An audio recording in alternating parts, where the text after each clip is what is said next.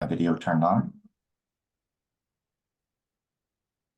So my name is Mitch Michigan, and I'm a partner at Blockchain Co-Investors. So as you just heard, blockchain technology is a true horizontal innovation that is disrupting several industries and verticals.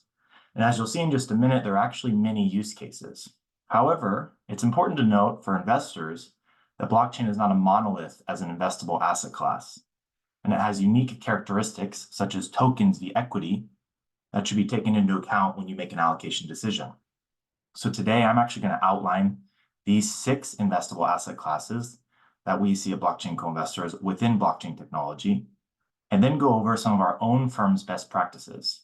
I'd also remind you, if you have any questions throughout the presentation, please go ahead and put those in the Q&A box, and we'll try to answer some of them at the end if there's time permitting. So for the avoidance of doubt, this presentation is purely for educational purposes only. So why invest in blockchain? Well, you just heard, but to reiterate, our investment thesis is quite simple. In the early 1990s, the internet digitalized communications and content. But at the time, we actually failed to digitalize commerce and finance. We actually didn't have the technology then for natively digital monies, commodities, nor assets. But after the Bitcoin white paper in 2008, we understood that with blockchain technology, we can actually upgrade the world's financial infrastructure. And this will ultimately lead to natively digital commerce. Because commerce is larger than communications and content, we believe that this will actually be the largest ever value creation event.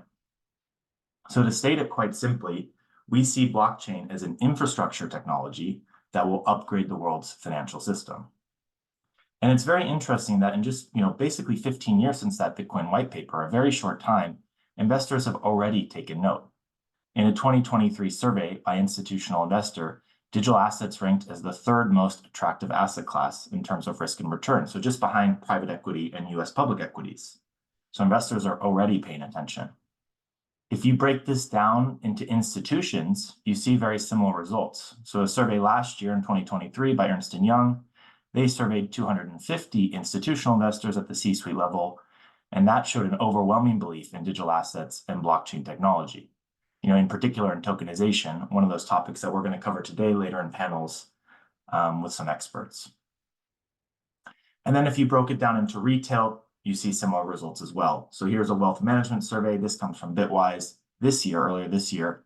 And you see that wealth management advisors are also mainly increasing investment of their clients' assets into the space or maintaining those investments. So what is all the fuss about? Well, we'll go very briefly into blockchain for those of you who are still new to the space. A blockchain is a distributed, decentralized public ledger that exists across a network. So what does that mean? Well, most simply, the way we think about it is that blockchains are coordination mechanisms across the internet. Again, our core thesis is surrounding financial infrastructure. So for financial products, what that means is that blockchains allow for assets, monies, and commodities to move instantly and seamlessly in a secure manner. But on top of that, there are many, many other use cases that will likely permeate beyond finance in the coming years. And that goes into things like digital identity, gaming, compute, decentralized social media as well. And underlying each of these use cases is actually a full technology stack, right? So this is very similar to other innovation waves we have seen, such as the internet. Within blockchain, there's actually a foundation layer upon which the protocols and platforms are built. There's a transactional layer where the assets are moved, custodied, and transferred. And then finally, there's an application layer where consumers or enterprises actually interact and purchase products. And the only important thing to note, as you're starting your process of learning about the ecosystem, is that there's a flourishing ecosystem within each of these technological areas. So what that means is that there's actually a very wide investable universe within blockchain technology. Again, we're investors in about 40 VCs, and each VC will typically have a focus area. So you're going to hear from some of these VCs later about what areas they're interested in. So again, this is all very kind of standard in technological innovation waves. But something that makes blockchain different than other asset classes is its token component, right? So we all know equity. Equity traditionally gives ownership, voting rights, right? It's a fairly standardized security instrument. However, tokens are not so similarly defined, right? A token technically is a unit of account within a public ledger of a blockchain, right? So it just tells you who has what in a kind of traditional, Bitcoin blockchain. But since tokens also now are programmatic, they can have many different roles within a protocol or ecosystem. So a token could actually be a security. A token could represent equity moving across a blockchain, but it also might represent something else entirely. And there's very limited standardization. So you can see here some of the applications of tokens. We'll pause here for a minute. Again, this is not all encompassing, but this is how our firm categorizes and thinks about it. The first four in gray there are fairly intuitive as they pertain to products we have in the traditional financial world, right? So we are simply mapping these products on chain. So for instance, a CBDC or central bank digital currency, this is a government-sponsored token that is essentially equivalent to fiat currency. Outside of the public sector, we have seen a very large number of very successful stable coins as well. And these are basically private pegs to the dollar. So projects that peg a token to a fiat currency like the dollar or euro. Crypto assets beneath that, these are essentially digital forms of money that are not maintained by a central authority. So you can put Bitcoin in this category, right? Bitcoin seeks to be a digital version of peer-to-peer cash, right? But there's no central authority, neither a government nor a private issuer that sits in the center. It's rather maintained by a decentralized and distributed network. And then finally, other asset-backed tokens are tokens that represent some asset or commodity on chain, right? So for instance, we've seen tokens representing gold or LP stakes in funds. The benefit of these tokens is basically that you get your traditional financial products, but layered over blockchain infrastructure, which means that these tokens are secured by distributed networks and move rapidly and cheaply. Now, the next four tokens in the blue there, these are relatively new ideas that are not so easily mapped onto traditional financial products. So protocol tokens, these are tokens that can incentivize and reward participants in a protocol. For instance, a project may give some of its early developers tokens in exchange for contributing to its open source code base. Later on, these tokens may play a critical role in the ecosystem, and you're essentially rewarding these core contributors. Utility tokens, these are tokens that our users need to obtain, spend, or hold to do something on the protocol, right? They have a utility.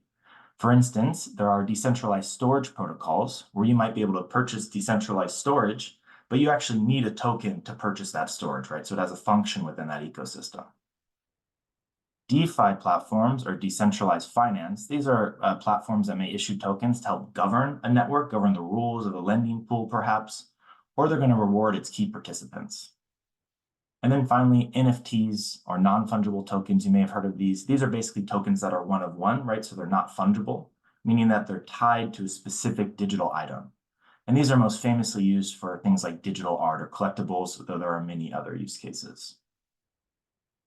So it's important to understand how equity and tokens are both similar and different. Here you can see the typical life cycle for a traditional high growth operating company. And so blockchain companies would follow this traditional life cycle, right? Traditional corporate structure. At the outset, you have a company that is working on its product and engineering and preparing for its go-to-market. Right, so in this time, a company will raise from friends and family, from angel investors and seed funds.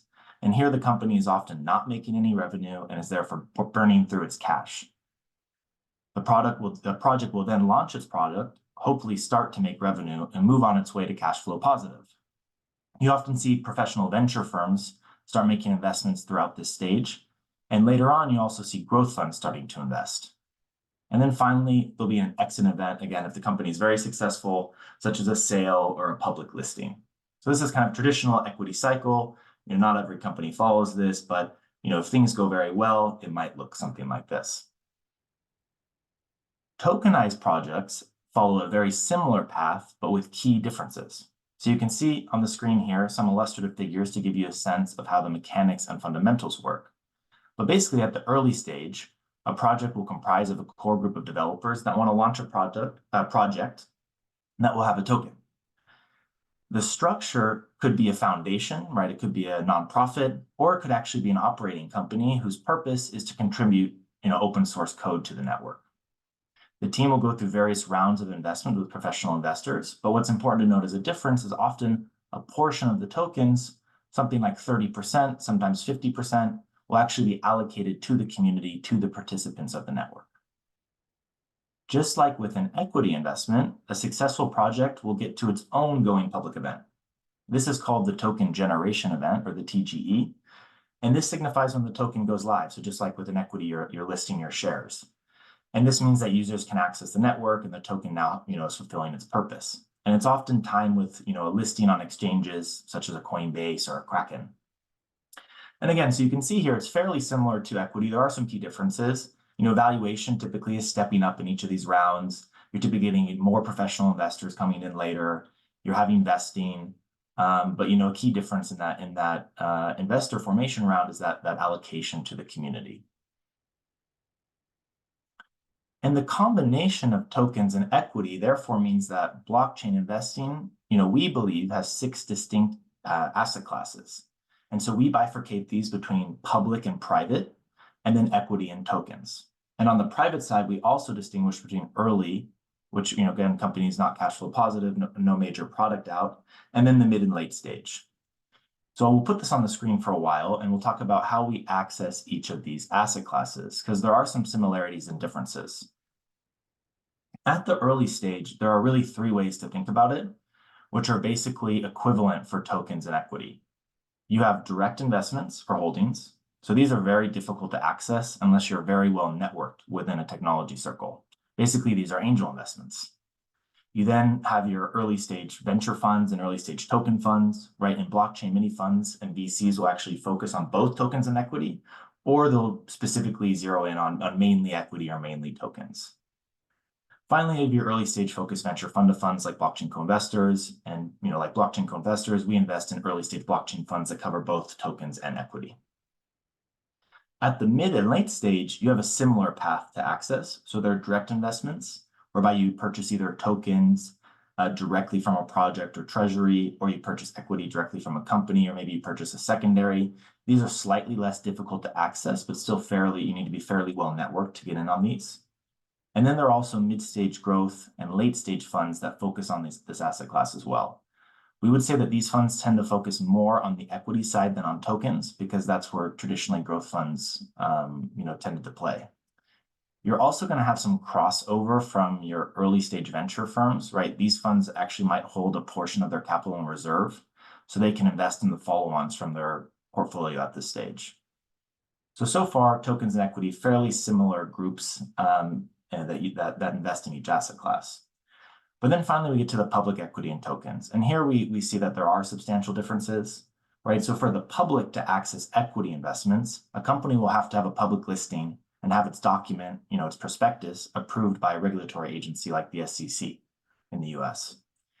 These public listings typically will happen via, IPO or SPAC, or in rare cases, via direct listing. And then you're going to have a number of ETFs that will try to track public companies that have significant blockchain exposure. And right now, there are something like 20 pure play blockchain companies, most of which are Bitcoin mining firms. On the token side, once a project has had its token generation event, anyone can access the token. So you might be able to purchase the tokens directly from an exchange if it's listed, like a Coinbase or a Kraken, or you can simply download a wallet that's native to the protocol upon which the token trades, right? These are permissionless networks, so anyone who has a computer, internet access can access those tokens. We also now have ETFs. If you're an investor who wants to have a traditional equity-like product, but wants to have a exposure to a specific token, so we have ETFs that track token prices. In the US, as Matthew mentioned up front, we have the now US-based spot Bitcoin ETFs that have been very successful. And then the last thing here is there are also crypto hedge funds that's focused specifically on trading liquid tokens as well. So again, really, when you divide between private and public, and the 2 areas have been private, early and mid and late, and then tokens and blockchain equity, that really divides the universe into 6 potential areas in which you can invest in this space. So at Blockchain Co-Investors, we specifically focus on the early stage for both crypto assets and blockchain equity, as well as the mid stage, primarily for equity. And very central to what we do is our fund of funds. So through our fund of funds, we're investors in more than 40 early stage focused blockchain venture firms. Again, that gives us access to both tokens and equities, and also informs our strategy and allocations for our direct funds for both early stage tokens and our mid stage growth fund. And so how do we come up with this strategy? What are some of the lessons learned? How do we think about the space? How do we think about accessing the space? Well, we take several lessons from the internet era of investing. right? Specifically, we know that we want to invest ahead of powerful tailwinds. So we know the internet was the largest ever value creation event, and we think a very similar disruption is coming to finance and commerce. So we want to position our capital ahead of that shift. And importantly, we want to be early on the cap table. That's where returns are consistently the highest, however you cut the data. Early stage venture tends to outperform other asset classes, in times of good economies and times of bad economies. Access is essential, so the best investors consistently source the top deals, and that allows us to access information at asymmetries, which will lead to consistent overperformance over time. And then finally, when we directly invest, we want to be co-investing with the best investors. So manager persistence in early stage venture is extremely high. And what that means is that managers in the top quartile, they tend to remain in the top quartile and source all the best investments. So we want to be investing not only in those investors' funds, but co-investing with those investors. Diversification at the early stage is key, right? Early stage venture follows power law returns, meaning that you need to be invested in the biggest winners to have the superior returns, right? Most of the returns go to a very small number of winners. And then finally, it's critical to invest in the downturn, right? You want to invest when valuations are low and exit those positions when valuations are high. So we believe we are some of the most prolific blockchain fund investors in the world, right? With more than 40 investments made across different funds. And we have a disciplined approach to this process, right? So how do we think about fund investing? First of all, each manager must pass our filters and coverage screening before even moving to due diligence. So specifically, just to give you some specifics about what we're looking at for when we invest in managers, it's manager reputation, strategy, size, past performance, and then suitability. And so once this screen is made, then we can start looking at our overall portfolio. And really what we're looking for there is the right coverage model, right? Essentially, we want to be covering geographies and investment themes in the right way, right? So we typically aim for about 50% US, 25% Asia, 25% Europe. We don't want to be seriously concentrated in one geography. We want to make sure we're covering the whole ecosystem. And the same thing applies to investment themes, right? We don't want to be, all of our funds focused on just the Bitcoin ecosystem or just focused on infrastructure, or just focused on blockchain-based gaming. We want to make sure we're having a broad, diversified basket. So that way, wherever the winners emerge, we have some sort of access to them. Other key lessons we've learned for fund investing, I would say, include investing into specialist managers. All right, so this space is extremely complicated. And for that reason, we don't put generalist technology firms into our fund of funds. So we think it's very important to access top investors and investors with top reputations in this space. And I think in the last few years, we saw a lot of generalist crossover firms who weren't exactly experts in the space, get burned on several investments, whereas most of our fund managers, tended to dodge those bullets. For our direct token and equity investments, so again, now how do we think about direct investing? We also have investment fundamentals we use, right? So first and foremost, each investment for us has to be at the forefront of the digitalization of assets, monies, and commodities, right? We want to position our capital ahead of that transformational shift. We also want to know that the project is backed by one of our fund-to-fund VCs, right? So for us, we're trying to invest with the top investors. So, we're not combing the universe for every single company. We're looking at where are the top investors allocating their capital. That's where we're going to start looking. Once we're through these two screens, the company or project must have a compelling product, strong management team, and attractive return profile. And then, of course, in this space, it's very important that there has to be identifiable path to liquidity. And just to pause there for a minute, obviously there's been a lot of regulatory broken glass in the last few years. And so you need to look at a company and decide, can this company legitimately sell itself to a big corporate? Can it legitimately IPO in the US or another major jurisdiction? And if not, are they going to have a path to tokenization? Because if not, there may not be a path to liquidity for certain companies. So that's very important to focus on as well. And so what about returns? How does this asset class compare? Well, on the screen now shows you a public comparison versus other asset classes. You can see here last quarter, last year, and then the 3-year and 5-year returns. And, as investors and allocators, we see these numbers and have to take notice, right? They're very hard to ignore. So these are public equities, using the Bitwise baskets and public liquid crypto versus some other public asset classes. And you can see that, even despite media news suggesting that it's been a very difficult kind of period for the space, the returns have been exceptional and fairly consistent over a long period. So, as investors in the space, we see this, and it's very hard to ignore. It's very hard to not think about allocating capital to the space. And if you stack Bitcoin up, which is still the premier asset class in the space, and here you can see its return profile versus other asset classes, it's just as interesting, right? So over the last 13 years, Bitcoin has been the top performing asset class in 10 of those years. Well, now it's also been the worst performing asset class in 3 of those years. So there's certainly some volatility there. But I think when you see this, you see that this isn't just a 1, 2, or 3 year event, right? So when we look at this, we think it's easy to see why Larry Fink, the CEO and founder of BlackRock, is pivoting the world's largest asset manager toward blockchain technology, right? BlackRock launched its ETF. It's launched a large tokenized fund on Ethereum. You can imagine that Larry Fink and BlackRock have been tracking these numbers for some time, and they're seeing the writing on the wall, which is that this is an asset class that is here to stay and that has potential to generate, massive returns. So that wraps up the section, this section of content. For the 350 investors and allocators who are joining us over the course of the day, we just want to reiterate, we think before you invest in any asset class, it's important to understand its characteristics. We've laid out how we think about blockchain technology and how we distinguish between early, mid, late, and public, as well as between tokens and equity. And we hope that this has created a frame of reference for those of you who are considering allocating capital to this space. So that way you can think about where you want to play, what kind of risk you want to take, and how you want to access those various buckets. So with that, we're going to move to our next panel. But before we do before we